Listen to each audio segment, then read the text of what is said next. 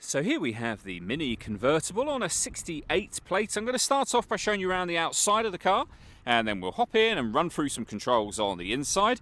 From the outside, it's a two-door car, as you can see, and convertible, of course, with alloy wheels. We're going to start off inside the boot area first of all.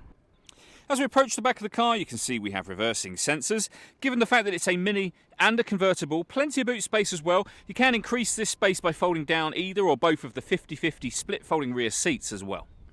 Okay, so we're just going to work our way back around to the front of the car, and then we'll hop in and run through some controls on the inside from there. But now that we've done a full circle of it, you can see it's in fantastic condition and a great looking car the whole way round.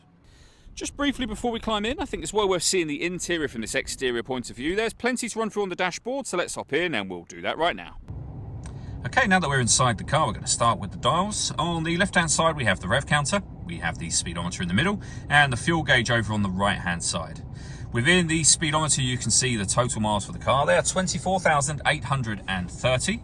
You can change the information displayed above that using buttons on the steering wheel. You can, for example, have a digital readout for the speedometer, as you can see. We back out to the steering wheel. We have speed limiter on the left-hand side. Over on the right-hand side, we have phone and stereo controls. And then in the center, the stereo itself. So up on here, you can access such things, of course, as your satellite navigation. As you've seen, it's a touch screen. You don't have to use the touch screen, though. You can see that I'm making movement on the screen now without touching it, of course. And that is done using this dial and the collection of buttons that surround it. So, for example, you can access your radio and media menu, where you'll see we've got DAB, FM radio, Bluetooth audio, and USB input. We can also pair your phone from up on here as well and get back into your sat nav should you wish to do that. We have the main volume for the stereo. Below that, we have the air conditioning. So you can determine the direction the air is being distributed in, the fan speed, and the temperature, of course. When you're happy with those settings, that turns your air conditioning on.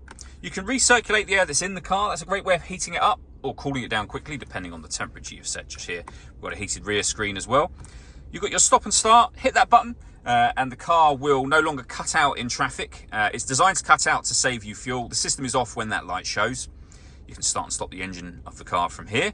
We can turn off our traction control. We have a 12-volt charging socket, USB input, the gear lever for the fully automatic gearbox, and of course the roof itself. So we have a button up above the rear view mirror. Pull that button back towards you. The front section of the roof will open slightly to give you a kind of a sunroof almost. And then go back to the button again. All of the windows will do down, and the roof will fold away. It's a very quick operation, as you can see.